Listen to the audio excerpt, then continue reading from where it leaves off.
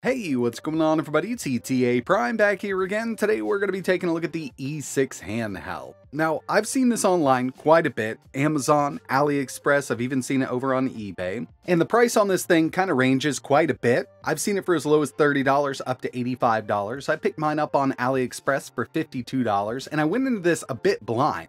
I've seen the device, but I haven't seen the performance that it put out until it shipped. I started doing a little bit of research. And really, one of the main reasons I wanted to pick this up was the overall look of the unit. Definitely looks like a baby or a mini Steam Deck. Personally, I like the way this thing is designed, and they do offer a few different color variants. I wanted to pick up the white or the black version, but they only had green in stock at the time of ordering it, so I went ahead and got it. The company states that this will do up to PSP emulation. We've got a 5-inch display, and once I power this up, you'll see we've got some LED accents around where our palms rest and the analog sticks. It's not RGB, it's a single white LED, and again, I really do like the overall design. I think it's actually pretty comfortable to hang on to. D-pad definitely seems a bit funky, but I'm really interested to see how this thing performs right out of the box. Taking a closer look over here, you can see that D-pad we were talking about. It's a dish style, but they are using conductive pads underneath it. We've also got a menu button and our select button. Over on the right-hand side, our face buttons, A, B, X, Y, other analog stick, and our start button. And up top, we've got our power button, micro SD card slot, 2 USB Type-C ports, and our volume rocker. When it comes to both of these Type-C ports, one of them is to charge the internal battery, the other is for OTG, so we could actually plug in a controller. Some of these do come with 2 extra controllers that you can plug in and have kind of 2 players on this thing. And when it comes to the listed specs, for the CPU, we've got the Rockchip 3326. This is an A35 ARM SoC running at up to 1.5 GHz. Mali G31 GPU. Now I've seen online some people with these have 1 GB of RAM, some people have 2. I'm not exactly sure what we've got going on with this unit here. It's got a 5-inch IPS display with a resolution of 854 by 480, a 5000 mAh battery, and I've seen this with up to a 128 GB micro SD card. And it runs a custom version of Android. It's definitely an older version. I'll give you a look in just a little bit. There's not much tweaking and tuning that we can do with the emulators here. It's kind of set out of the box the way it is. But let's go ahead and check this thing out. Okay, so as you can see, we've got a very simple interface. It does have a search function built in. And like I mentioned, this is running Android. I always try to touch the screen whenever like the volume comes up because I'm so used to using Android. Unfortunately, no touch screen here. But on the main menu, we've got PSP, CPS2, NES, Super Nintendo, Mega Drive, Game Boy, Final Burn Alpha, Game Boy Color, Game Boy Advance, CPS1, Neo Geo, got some MAME, PlayStation 1, and N64. Heading up to the search function, it actually works pretty well. If I type anything in here, it'll bring it up through the games list. And it's not going to separate it by console, but you can kind of get an idea. It also has a favorited section and recently played. And moving into the settings, you can see we don't have much to mess around with. We've just got brightness, language, date, gives us some system information, and a factory reset. Now, the main thing I wanted to see was how this thing handled these emulators, and I know the chipset here, we've actually seen this in several handhelds. I'm not sure how well it's going to handle PSP and N64, but we should have a pretty decent time with these lower-end systems here. We're going to start out with some Game Boy Advance. So first things first, you can see that we do have that stretched out display. There's no way to change this in the software we have right now, and the speakers on this thing are not great at all. Super tinny. You take this thing up to 100% and it's pretty horrible. And from within our game, we can go to our settings menu. In here, there's no emulator settings except for remapping your controller.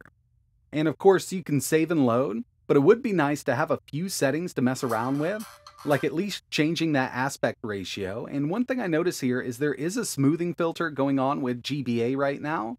That would also be something really nice to change on the fly.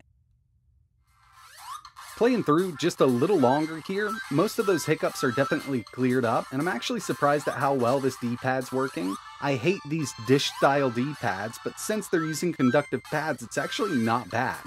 I was actually surprised about this because, just looking at it does not look great.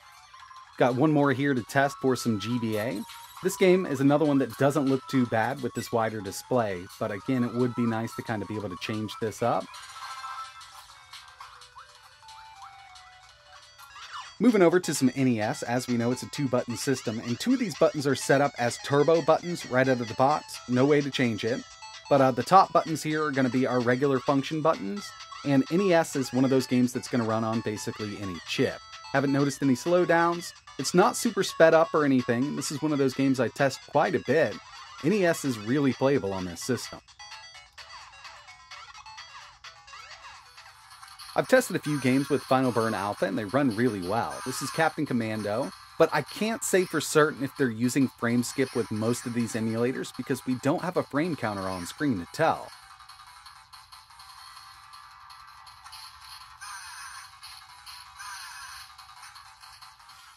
Moving over to some PlayStation 1, we've got Tekken 3 going here. This is one of the best performing systems that I've seen so far on this little handheld. But just like NES, it doesn't take much to run PlayStation 1 nowadays, and this rock chip CPU is definitely getting dated now. But, you know, we should be seeing some better performance with GBA, given the specs that this thing has. It's not a top-of-the-line system whatsoever. It really comes down to the software optimizations they chose to use.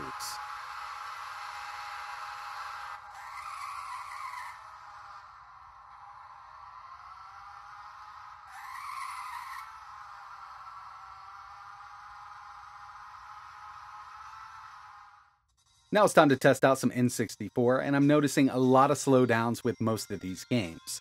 Wave Race 64 is definitely an easier one to emulate, but even just loading the game up, you can see this is really kind of falling on its face. And then getting into gameplay, when there's lots of characters on screen, you can see we're definitely not at full speed. It really does dip way down. I tested single player just to see if that was kind of the case, and in practice mode with nobody else around, it's a lot faster, but not quite at full speed. And as soon as I break away from the other players on screen, you can see it kind of does speed up, but overall it's just not a playable experience in my opinion. And finally, I wanted to show off some PSP emulation. This is using the standalone version of PPSSPP, but we can't access those settings there. I haven't found a key command or anything to get in there. Now there's a chance you could plug a keyboard in and get into those settings, but I'm not even going to try it. And we've got a lot of frame skip going on. I believe it's probably set to 2 frame skip. So we are skipping all of those extra frames there. It's not at 60 FPS.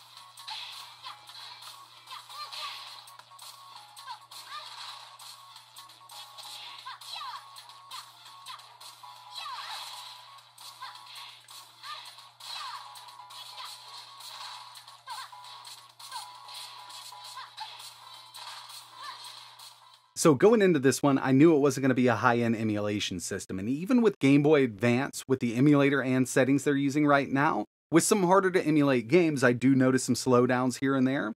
Speakers on this thing are not great, but I was actually really surprised by how well the D-pad is functioning on this device. It's constructed of all plastic. I mean, obviously, it's a cheap emulation system. I do like the look of it, and one thing I wanted to do was a quick teardown just to see what the internals look like. Modding something like this out with a Raspberry Pi would actually be pretty cool, but you know, it might not be worth it in the end. Getting it apart was pretty easy, and yeah, I mean, we definitely have a huge battery here. They state that it's a 5,000 milliamp hour battery. I have no doubt about that, but now I wanted to check out that chipset.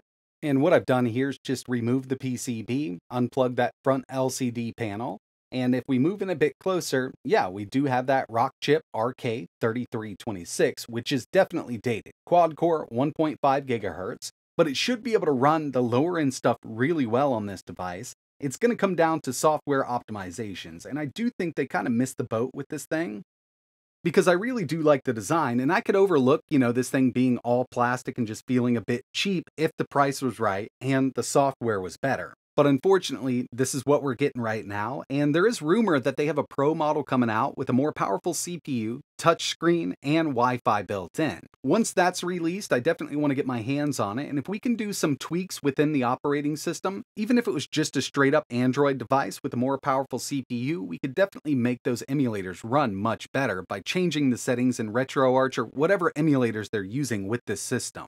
But that's going to wrap it up for this video. Really appreciate you watching. A little hard to recommend something like this the way it is right now, but you know, in the future, if they do release a Pro model, I want to get my hands on it, mess around with it. I'll definitely do a review. If you've got any questions, let me know down below. And like always, thanks for watching.